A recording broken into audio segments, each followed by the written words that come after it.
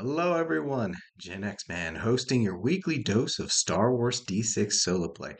This is in our dining room. We're going to be doing a different room today as we've got some maps set up, and we're going to have the camera focusing on the maps instead of my ugly face. And hopefully, we'll be able to see some dice rolls. I know that's something that people enjoy doing, and once I get multiple cameras, it'll be more fancy, but this is what we got right now. But thank you, everyone who's visited and everyone who's given a like and subscribed. I hope to continue entertaining you all with these solo flow videos.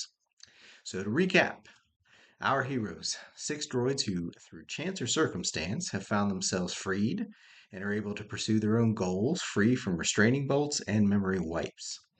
The de facto leader ish of the group is Ellie 3PO, or Ellie, human droid relations. She's well versed in diplomacy, languages, and protocol, serving as the group's liaison between themselves and their organic clientele, as these droids operate a tramp freighter, hauling whatever cargo they can get their hands on. Their pilot is Bomber, also R5BM, an astromech who lives to make things go zoom. His co pilot and techie is R43Z, otherwise known as 3Z. Security is covered by a rogue IG unit, IG-75. A power droid with a malfunction in his vocalator, Gunky, sees to the recharge needs of the crew, while an MSC droid, a mouse droid, Kobe, rounds out the crew running messages and looking out for everyone. And to recap, in episode 1, our crew were beset by pirates, whom they outsmarted and fought off, but not without damage to their decrepit ship, which they had purchased on loan from a shady underworld dealer, Boris Karu.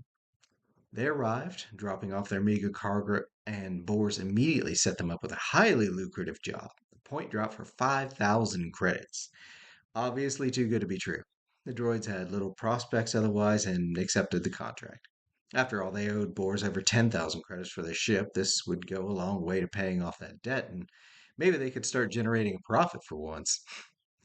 Unfortunately, in episode 2, the junker of a ship they're operating experienced a catastrophic failure in space, and they were forced to perform a slap job repair job on the vessel to limp it into port on an outer rim world called CORMINA. A stable world with an older government, CORMINA and authorities took pity on the crippled vessel thanks to Ellie's efforts, and they set down for repairs, which were going quite well thanks to 3Z and a nearby junkyard. Still, they were days behind schedule, and now their debt was growing as they were forced to turn to Boris for more money on loan. Unbeknownst to the crew, in episode 3, Boris' cousin Vimu sold the droids up the river, ratting out their cargo to a group of mercs he and Boris sometimes used. They were a short-sighted lot, not very bright, but surely they could snatch this lucrative cargo out from under the droids on the sly, and Vimu could reap the profit himself, right? Things didn't turn out so well, as they attempted to kidnap several members of the crew, stalled just long enough for IG-75 to arrive, and the resulting firefight led to 3Z and IG damage, Elliot in low power mode, Gunky tipped over, Kobe racing back to the ship, and 3 out of the 6 mercs downed. The assailants ran in the face of an angered IG unit, while IG himself gathered up those he could on the stolen speeder bike. Kobe was already en route to the ship, and 3Z, damaged as he was, volunteered to try and make it back on his own power as the speeder bike would not hold any more droids. IG promised to return and find him. Now, we begin episode 4. The authorities arriving on site and taking the 3 down mercs into custody, putting the Port Authority on alert. All right, we got our map set up. We are good to go. Okay.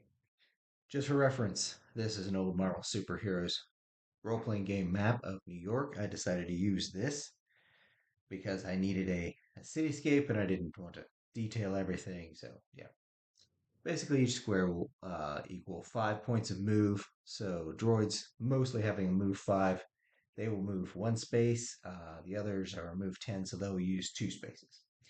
Now, we have 3Z, who is wounded. He is at half move, so he's going to move 1 space every 2 rounds. So he's very slow. Kobe has had a jump. He's had 4 rounds head start because he started at the beginning of combat. So he's already on his way back towards the ship, which you can see at the far end over there. And that's our surrogate ship.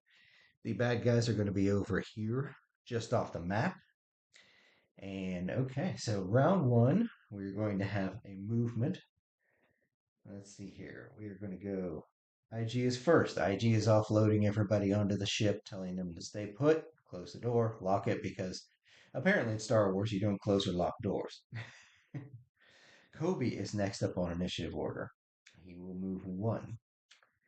Next, we have Bomber. Bomber disembarks, gets on the ship, goes ahead and fires things up just in case they need to make a quick getaway. Just real quick, he does not have any sort of droid repair, so he cannot help with the downed Ellie. Next up in initiative is Ellie. She is incapacitated, low power mode right at the moment, so she is not factoring in. 3Z, he is going to half move. Still in the same. And he's trying to get out of there before the authorities arrive, even though if they arrive, they see a droid, they're probably not going to suspect the droid had anything to do with it, even though he does have a scorch mark on him. Gunky disembarks. He starts to get on the ship. Now, the bad guys, which are just laying there because they're in transit, reach their ship and they all come running and just like, Captain, you never believe what happened. Now, to detail these guys, let's get a little cheat sheet here. The captain is an Abyssin, which is long armed, single eye, but he's also cyborg. So even though the Abyssin race has regenerative capabilities, apparently he suffered a damage in the past sufficient to where he's had to have a cybernetic arm. So quite unusual for an Abyssin. Also, Abyssins tend to be, kind of primitive race out there, but he has obviously embraced a mercenary way of life and clawed his way to the top of this ship and is now the captain. Pilot is an Aqualish, the tusked walrus face looking guys. We've got a Gokal as one of the crew. The other three members of the crew are humans, various descriptions. We have a Deveronian gunner, an Austin gunner, and a Rhodian gunner. The anteater kind of guys. Deveronians are the ones that have the horns. Very tough race. But they come running. The Deveroni and the Osen and the Rhodian come running back. It's like, Captain, they jumped us. They fought back. There must have been 30 of them. Of course, the captain's just like, oh, bullcrap. That's not what happened. You got your butts handed to you, and you're going to go back out there. We need that cargo. That cargo is worth 1,000 gold. I'm sorry. Wrong game. 1,000 credits. So the captain gives them the what for and tells the three gunners, who are also, the muscle of the group, to get back out there. We're going to use those three as the three gunners. He's also going to send two of his crew as he reduces his crew down to three, so that that is the minimum skeleton for this pirate ship. They'll be at a disadvantage piloting it, but they can pilot it in pursuit if they need to. So there's that. So they are going to get dispatched on the next round. Actually, we'll say there's a round where they're just talking and getting balled out, and etc. And then the next round after that, they will be dispatched. So next round, we have Kobe moving. Let's get my little initiative order here. Oh, obviously, IG goes first. He gets back on his speeder bike. He's in contact with 3Z. They do have comm links, and he's asking for 3Z's position, and 3Z basically says, same place you left me. So IG is going to go back. It's going to take him a little bit longer to get there because he's having to go around. I'll show you.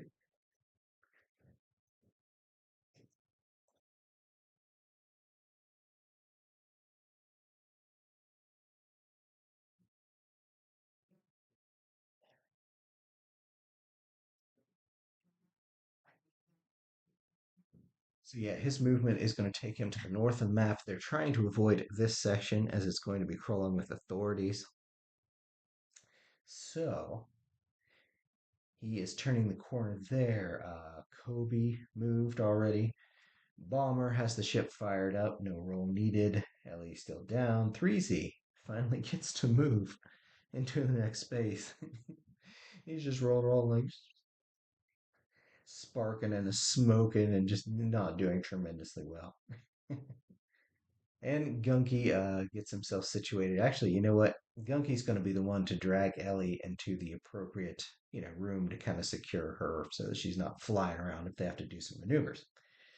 Now, this round, The remaining gunners and the crew of the pirates are outfitting, getting their stuff together, and they're heading back out.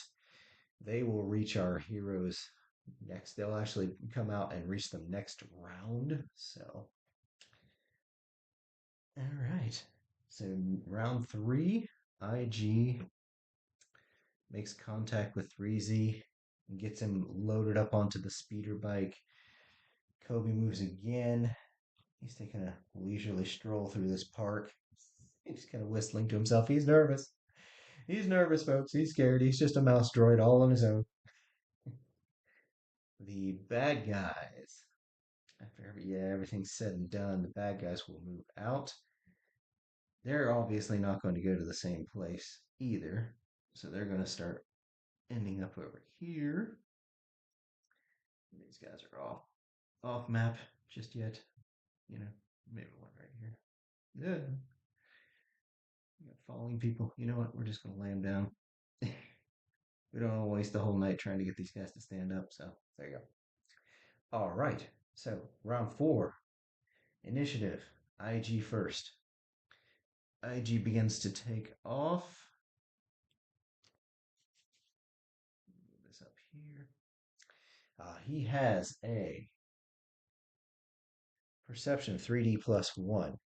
In order to spot these guys, it's not going to be difficult. Hey, look, you can see my roll. Oh my, there's a 17. So yeah, he easily well, actually 18 plus one. He easily spots bad guys in pursuit, and he has a decision to make because he can get 3Z back to the ship, or he can go get Kobe circling around this round, or he can stop and try to deal with these.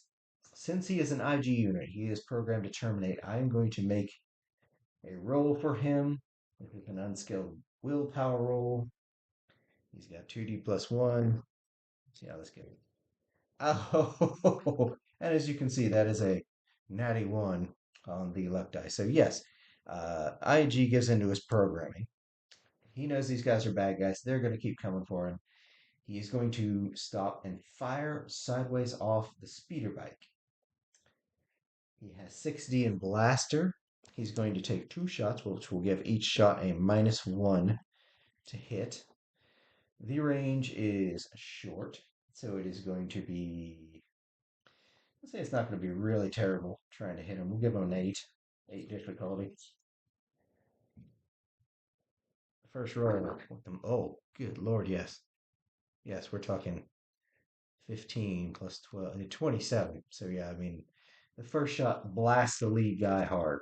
I'm going to go ahead and roll damage and see if this guy goes down and then have another shot guy back. We'll see. Blaster carbine is 5 dice, which is what we got. And that is going to be, oh, sorry there. Sorry there, Kobe. So we've got 18, 19 damage. That is actually a crew. So they have strength, 2D plus 2 to resist. What was that even? Like 22, I think. Right. So anyway, he resists 8. 16. Yeah, he's dead. He's at the very least mortally wounded, if not flat out dead. That's a problem with these things laying down. You don't know who's down. So, okay, we're going to get these guys to stand there. Thank you. So, yeah, the second shot from IG is going to go for the guy behind him. Oh, not the best. 8, 10, 12. That is still good enough to hit. The difficulty is only 8. It's a 12. That's a solid hit. Roll damage. Damage is, let's see, 5, 11, 13. 2 dice to resist. In Star Wars, they use strength to resist damage, and he resists 9, so he only takes 4. That puts him at wounded. He is prone. It will take him around. He can take no actions for a round, and his subsequent actions will be at -1 dice. He's pretty hurt. Yeah, he took a blaster. He's not feeling fantastic. So the IG let him know. He put him on notice. So we're going to say the two guys behind are going to go around the corner. and get some cover because they don't know exactly what's happening. They're also not the gunners, so they're not used to this merc stuff. So the guy that is wounded has no action. The guy behind him can return fire. And he is going to take a couple shots himself. Let's see, what is their stuff? Okay, blaster six, so they're fine. All right. He's going to take two shots at Archie. Oh, natural six on the luck die. So 11, 15, 17, 19, 20. So that is definitely a hit. Difficulty's 8, so yeah. 17 to hit. Boom. The blasters only do 4 dice. So that's at 5. So that's 19. 19 damage. IG. Resisting at 4 dice. But he has 2 dice of armor. However, he is wounded, so he's at -1 dice. So he got 5 dice total. Oh, Lord of mercy. Natural 6 on the luck die. Yeah, I mean, he resists everything. It impacts with not much effect on his armored hide. The Merc is going to take another shot. That is definitely a hit. 4 dice of damage.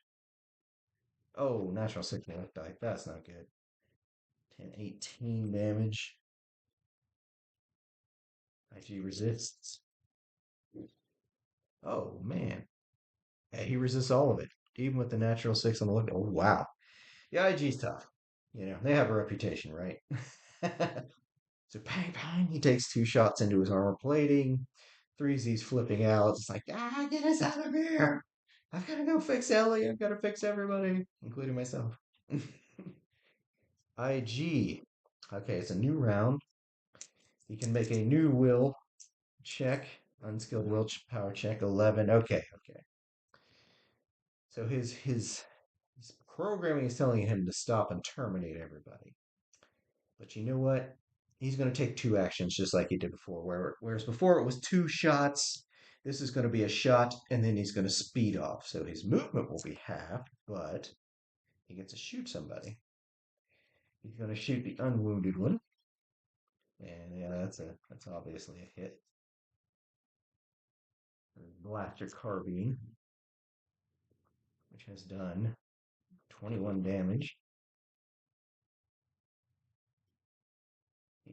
The crew member will attempt to resist. With a natural 1 on the luck die, he's dead. He's gone. He's dead, Jim. So this guy is just flat out dead. And IG spins off, leaving 1 wounded and 2 crew just being like, oh, wow, that's fun. So do a move real quick.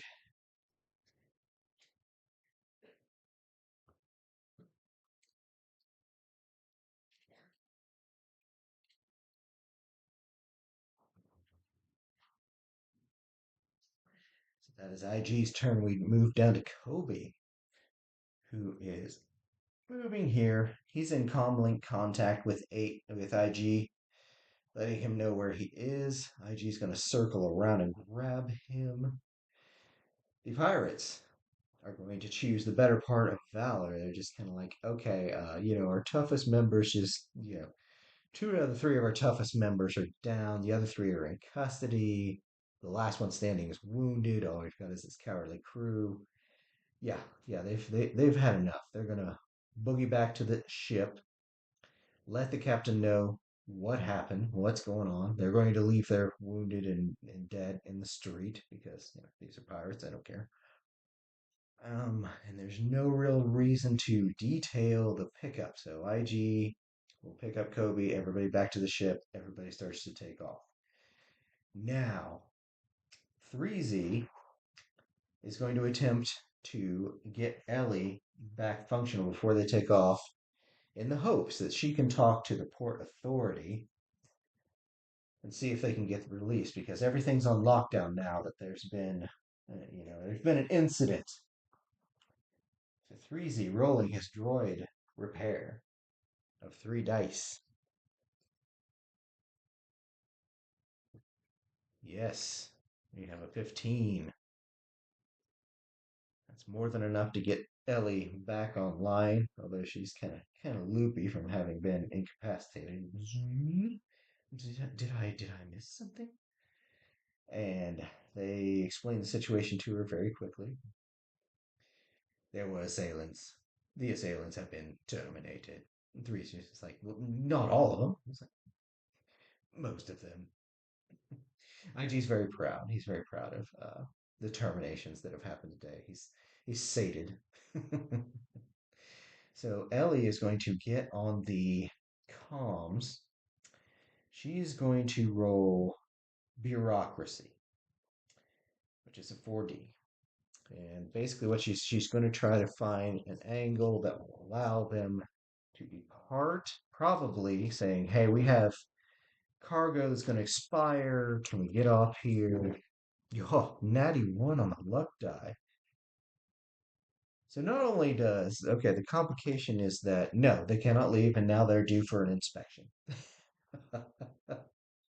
And obviously, they can't afford to get inspected, so they tell Bomber, "Okay, take off." Now the problem is, actually, yeah, let me roll for the pirates. It's gonna be an unskilled, and we're gonna give them 2 dice and try to 10. No, that's not gonna be good enough. Okay, so both ships take off more or less simultaneously, and both have caused the ire of the port authority and telling them like, "You can't leave here. You're not authorized." And we're going to set up our next map. Alrighty. As you can see, we have set up the space portion of this is chapter 2 of our little adventure here today. For the purposes of this, Cormina is at this edge of the map. The far edge represents the minimum distance needed to jump to hyperspace. So, our heroes, who are in the lead, must make it all the way across the map. They're being pursued by the pirate ship.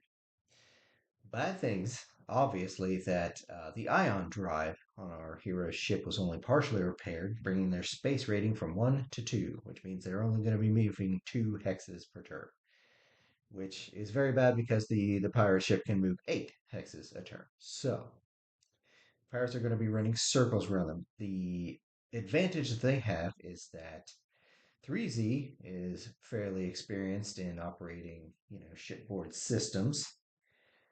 And they have the pilot bomber, who that's his job. This is what he does. Let's see here. Okay, so yeah.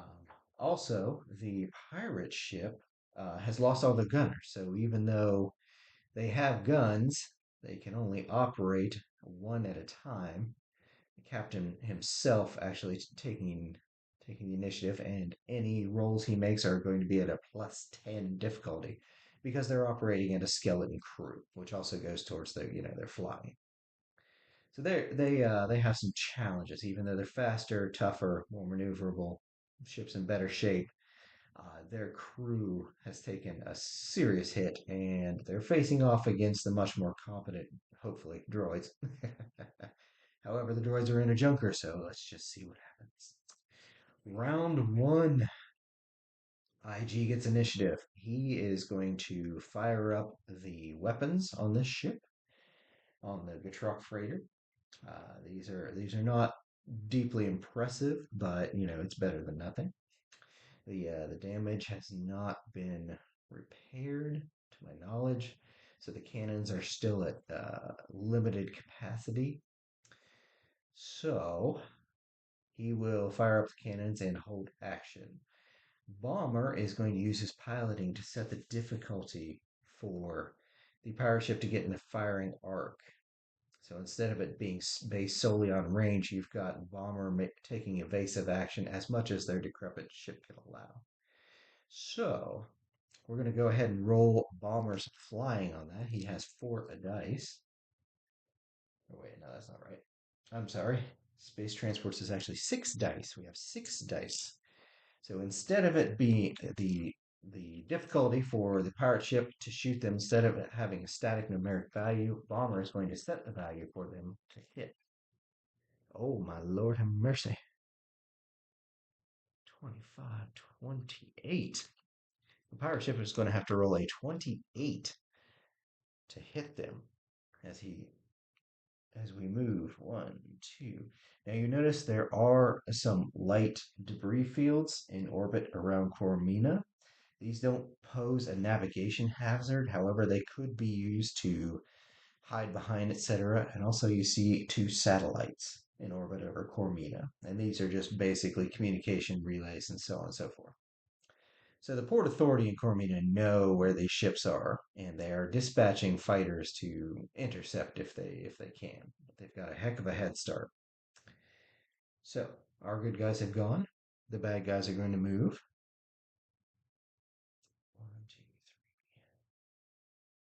three. They're going to flank.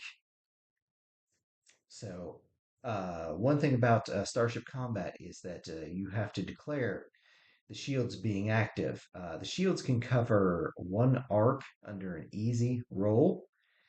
Anything more than that, and it gets more difficult. So our crew, who don't have Starship shields, 3Z is going to operate it. What is his mech? Oh, where are you, 3Z? He is at a one dice mech, so that's not great. But it's an easy roll.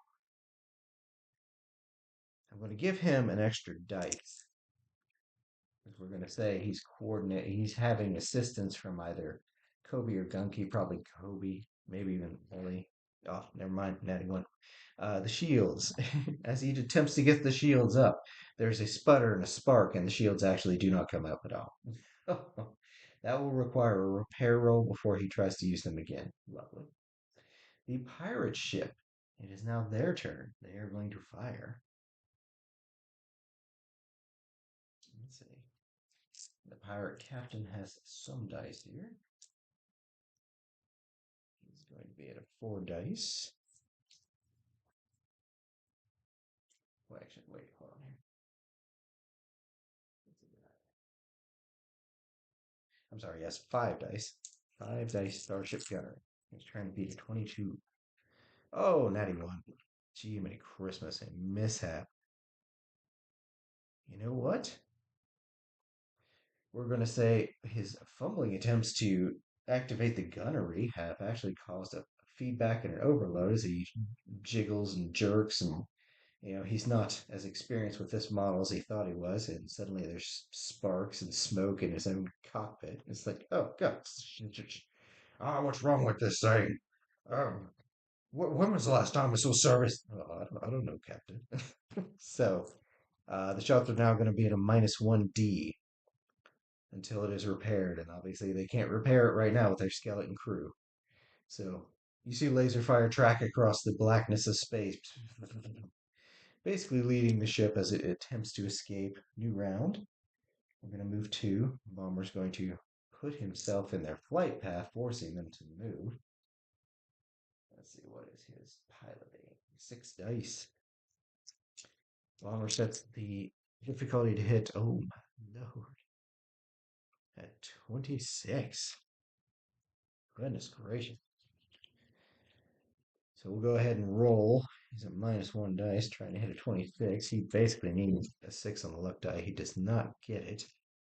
At 16, he's 10 points off. So again, laser fire tracks across the blackness.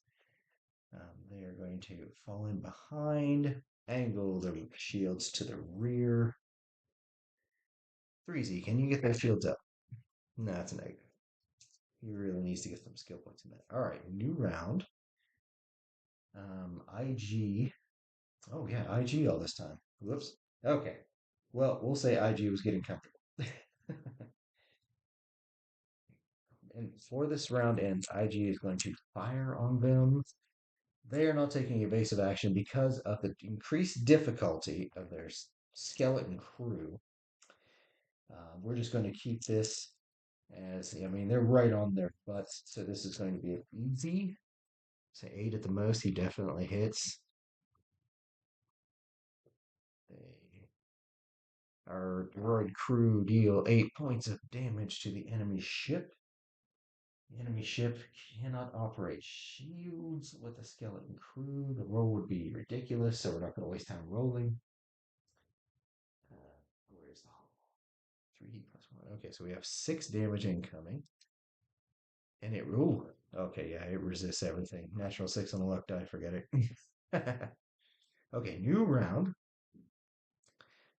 IG will fire again. And that is absolutely a hit. 13. These are only 2d plus 2. Oh, yeah, there's just it's. He pulls the trigger, and all you hear is sputtering and basically farting sounds coming out of the cannon. It's just kind of like the cannon is inoperable. 3Z calls back, just hit it. Bang! The cannon is operable again. So that resulted in a big nothing. Okay, so bomber. Your ridiculous piloting. It's the difficulty of this round. Oh, Lord, natural stiffs and luck dice. 7, 8, 12, 14, 19, 24. 24 to get in a firing position. Pirate crew. All right, so he has his P2. Oh my goodness. 17. He almost hit him. The captain of the pirate ship fires off several blaster bolts very close to our poor droid's hull. 3C's cussing. He's just like, ah, don't blow the ship apart. I just got it back together. New round. IG. Okay, we're going to move again. 1, 2. They're just going to keep on that ship. Okay, IG. Your 4 dice. Can you hit?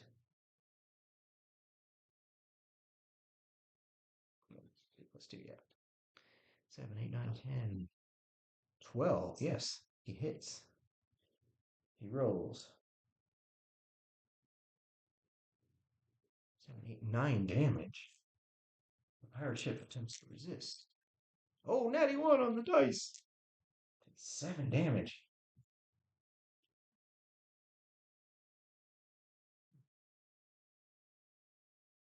Okay. The pirate ship is lightly damaged. The roll is a 4.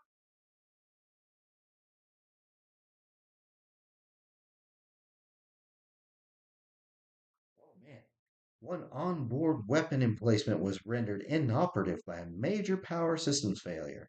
The gun itself wasn't hit though. Determine which one randomly. Okay, now I'm going to roll a d6 for each weapon emplacement. The captain's in 1. The roll's a 4. So one of the weapon emplacements that was not being used shorts out and overloads. Just now they're down to 5 guns instead of 6. Bomber. Setting the difficulty to be hit this round at 1820. Pirate captain. 91 on the look dice, so yeah, 2 total. That is a miss. Possibly a mishap.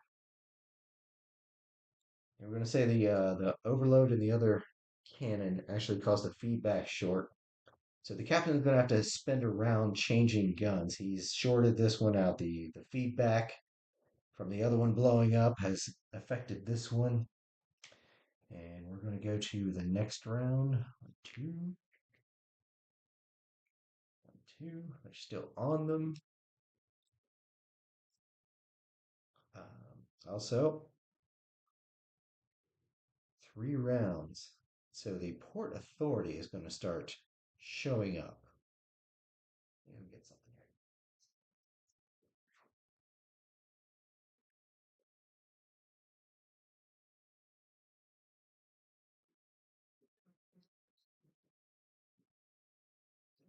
Port authority fighter appears at edge.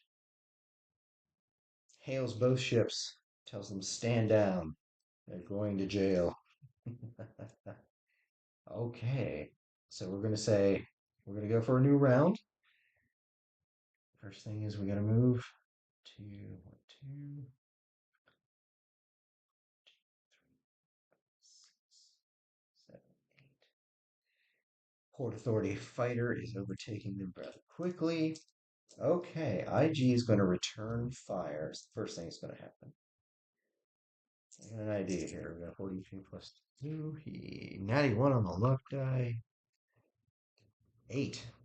He actually still hits, but there's a complication. We're going to say because the ship is so decrepit, he fires off his last blaster bolt. The turret malfunctions to such a degree that 3C is going to have to repair it if they're going to use it again. Still does 7 damage.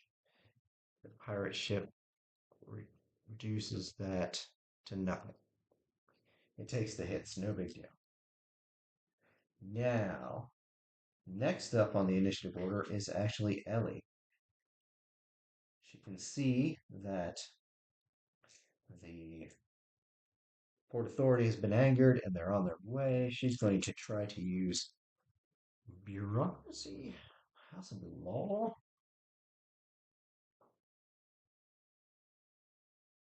Let's see here. Yeah, either way, at 4D. So, what do we got here? 15. That is a modern, almost a difficult roll. Okay, so basically what we have here is the Port Authority fighter has launched, telling the ships to stand down. He has two possible targets. One's chasing the other. The one being chased has hailed him and basically explained the situation, saying, "We're just a freighter. We're trying to deliver our cargo. These guys are pirates. They're trying to steal from us. Please help us, defend us, blah, blah, blah." With a role like that and no sense to, I mean, he's got to make a decision about one of the ships to pursue and one not to. He's going to focus in on the pirate ship and he's basically going to force them to disengage from their chase, allowing our intrepid droid crew to make a clean getaway. Basically, he's telling them, "Stop, stop! We want to question you," and they're like, "No, no, no! We're under, we're under the time limit. We have to deliver our cargo." Actually, yeah, she's going to roll bureaucracy to say like, "Hey, under contract, or you have to stop," and she rolls not bad.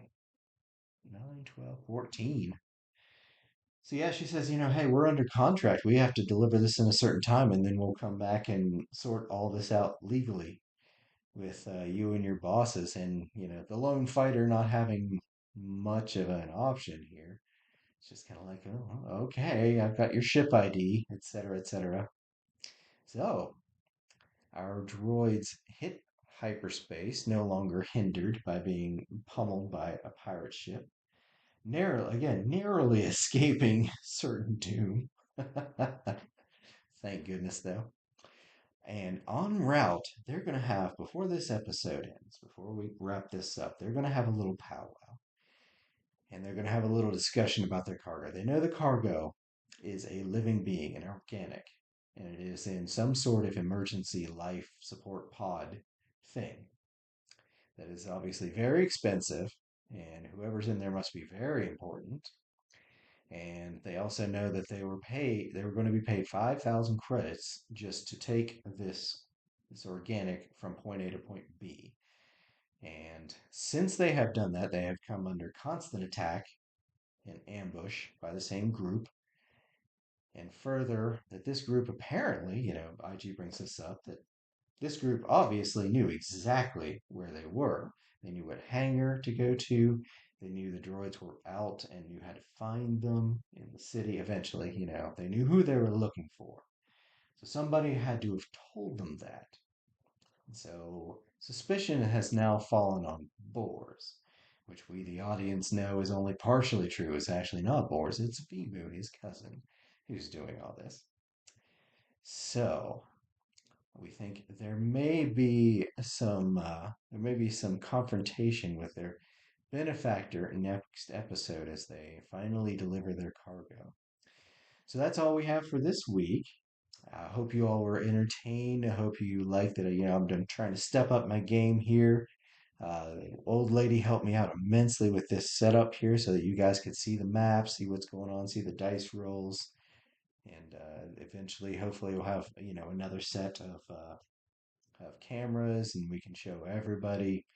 You know, like I said, I want these to kind of at least be as close to Trevor Duvall's Me, Myself, and Die as I can make it. So bear with me here, folks. I hope you're entertained, and if I entertained you, please consider hitting the like button. And if you've enjoyed this and you enjoy the other videos I make, please consider subscribing. It is the gold standard here on YouTube. Helps out the channel a ton, and I appreciate every single sub I get. Thank you very much for joining. Everybody who has joined, I hope I gave you another week of smiles. And please tune in a week from now, and hopefully I'll be stepping up my game even more in the next episode as we find out what happens with our droid crew. Thank you so much. Have a good one.